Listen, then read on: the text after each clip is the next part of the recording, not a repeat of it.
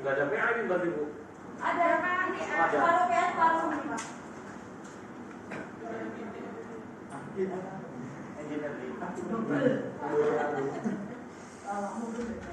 Double berarti. Ada yang belum absen? Sudah semua. Sudah semua ya.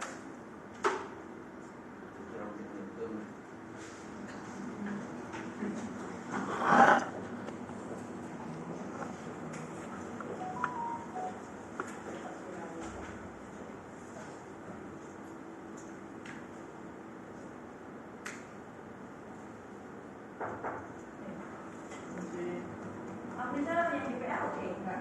Ya, Kalau silakan. tinggal Ya.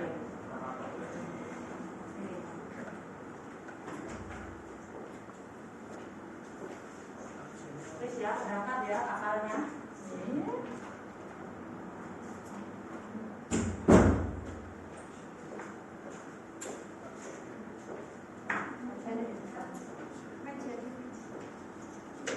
Nanti kalau ada yang datang berarti balik. Kita akan mulai biar sama.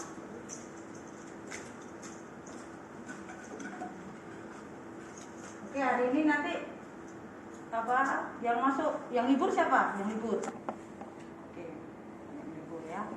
Oke, selamat pagi. Hari ini Pak Il akan ngasih training tentang di besi, jadi tentang public area, tentang apa room. Bisa jadi mungkin yang pernah training di sini jadi training pernah saya sharing, tapi pastinya nggak semua full seperti ini. Jadi yang poin-poin saja hari ini kita akan detail mulai A sampai Z, nanti akan di training oleh Bapak dari bersih. Ya, ini ada pertanyaan langsung tanya yang ada hubungannya dengan operation kalian.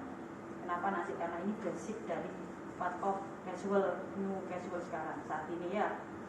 Jadi ini. Oke, Bapak silakan mulai. Terima kasih Bu Dewi. Selamat pagi semua rekan-rekan. Pagi. Semangat ya. Jadi dalam waktu kurang lebih sekitar 45 menit ke depan saya akan sharingkan mengenai room hygiene dan disinfection sertifikasi ya untuk Shangri-La standar sendiri.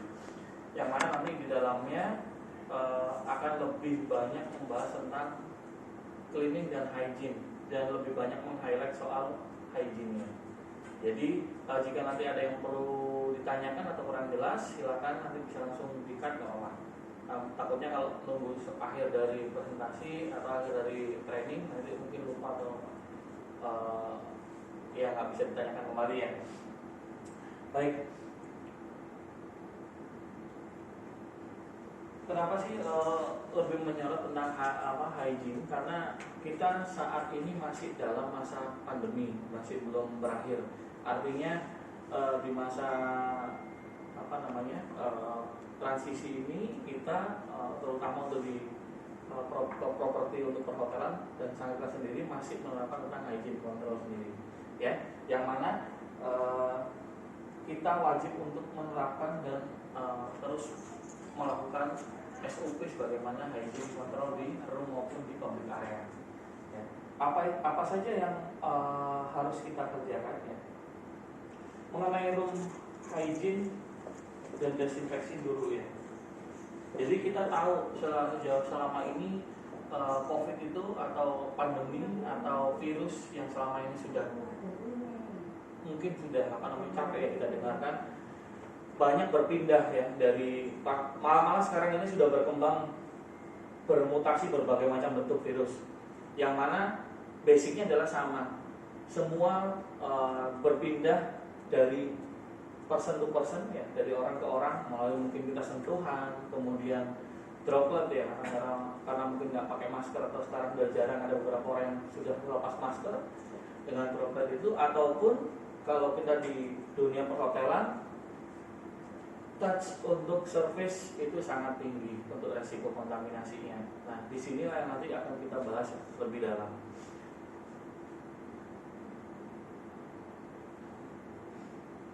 Ya, untuk berapa lamanya sih virus atau COVID atau virus yang lainnya hal yang sama ya, bisa tinggal atau stay dalam permukaan yang ada di properti itu. Yang pertama bisa sampai 3 jam untuk dicopot, kemudian 24 jam di cardboard ya, kartu hotel itu bisa bertahan sampai selama 24 jam, kemudian 2-3 hari selama itu bisa bertahan di material berbahan dasar plastik. Kemudian hal yang sama juga bisa bertahan di material berbahan stainless steel, dan 2-3 hari juga bertahan di linen. Artinya kalau kita nggak bisa kontrol atau cuma kita lewat-lewatin aja di resiko surface yang sering kali disentuh oleh tamu, ini akan resiko ada kontaminasi di sana dari virus. Artinya kita harus kontrol dengan detail ya.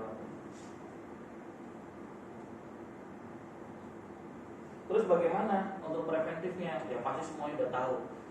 Tapi kadang kalau kita sudah tahu, kadang-kalanya kita kalau nggak sering kita ingatkan ya akan terlewat. Ya. Yang pertama apa? Seringkali kita harus cuci tangan. Bahkan untuk di perhotelan sebesar Shangri-La ini, di setiap titik-titik tertentu sudah disediakan. Untuk yang mana kita bisa melakukan preventif, cuci tangan, personal hygiene lah di sana ya.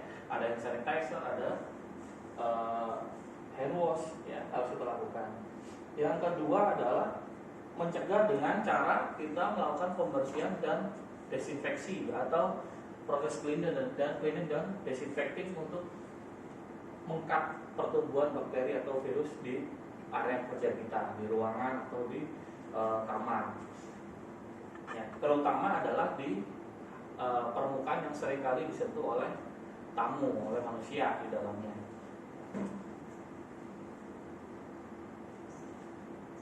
Kemudian adalah untuk melengkapi personal hygiene kita, ya kita harus menggunakan APD ya, alat bantu atau alat perlindungan diri atau PPE, personal protective equipment ya.